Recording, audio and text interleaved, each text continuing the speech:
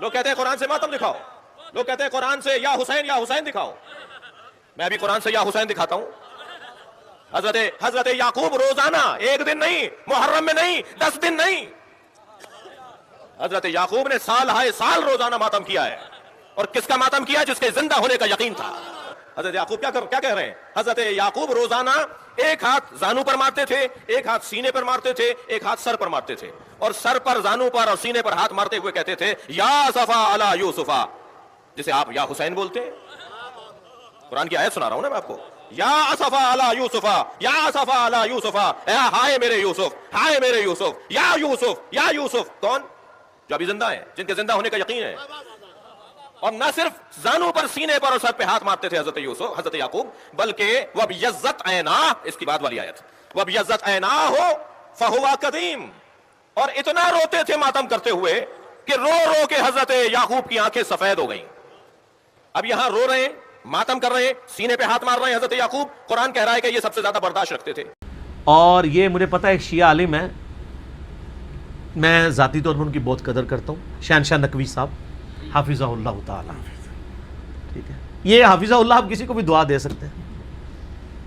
تو انہوں نے یہ بات کی ہے، اور انہوں نے، یعنی مجھے بڑا افسوس ہوا قرآن سے آیات پڑھ کے نا، سورہ یوسف سے. حضرت یعقوب علیہ السلام جو افسوس کرتے تھے یوسف علیہ السلام کے لیے، وہ تو اس میں الفاظ ہیں، وہ ہائے یوسف کہتے تھے، اور یوسف افسوس یوسف کے اوپر، اور یوسف کو یاد کر کے روتے تھے، حتیٰ کہ ان کی بینائی چلی گئی. اس کے ساتھ انہوں نے ساتھ خود کہانی جوڑ لی کہ ایک ہاتھ یہاں مارتے تھے، ایک یہاں مارتے تھے، تو ہم یہاں مار لیں تو کیا ہے؟ یہ قرآن کی کس آیت میں لکھا ہوا ہے؟ یعنی یہ آپ کہانی بند کریں، سورہ یوسف کھول کے خود 80 نمبر آیت سے آنورڈ پڑھ لیں، پارہ نمبر 12 کے اندر، اور مجھے بتائیں کہ کہاں لکھا ہے کہ وہ ماتم کرتے تھے. ہوتا یہی ہے کہ آدھا سچ بڑا خطرناک ہوتا ہے، آدھا تو سچ ہے.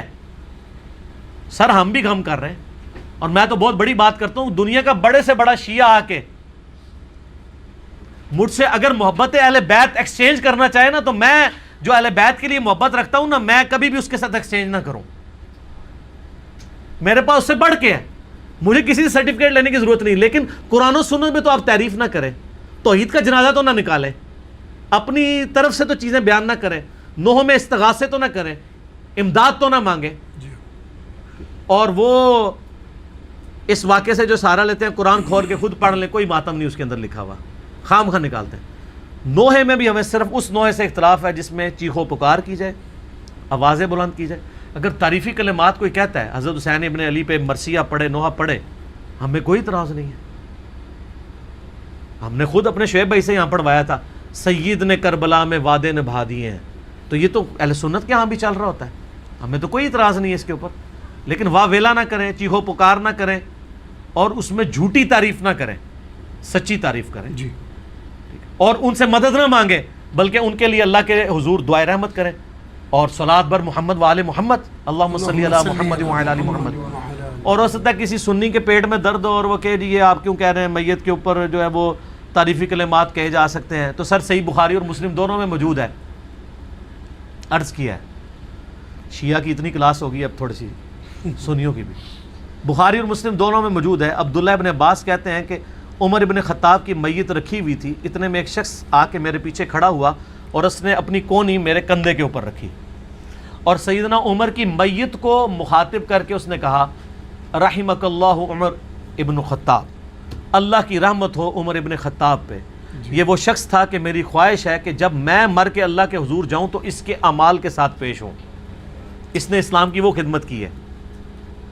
اور میں نے بارہا رسول اللہ سے سنا تھا صلی اللہ علیہ وآلہ وسلم، میں ابو بکر اور عمر داخل ہوئے، میں ابو بکر اور عمر نکلے، میں ابو بکر اور عمر نے یہ کیا، مجھے امید تھی کہ اے عمر تم اپنے ان 2 ساتھیوں کے ساتھ جا کے ملو گے. کون 2 ساتھی؟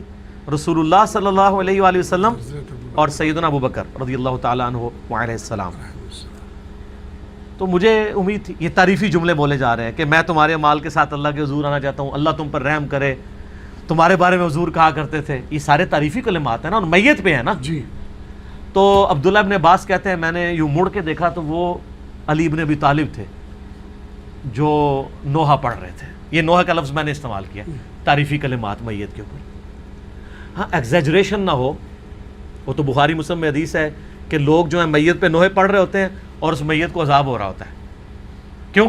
وہ میت اس قابل ہی نہیں ہوتی کہ اس کی وہ تعریف بیان کی جائے. ٹھیک ہے.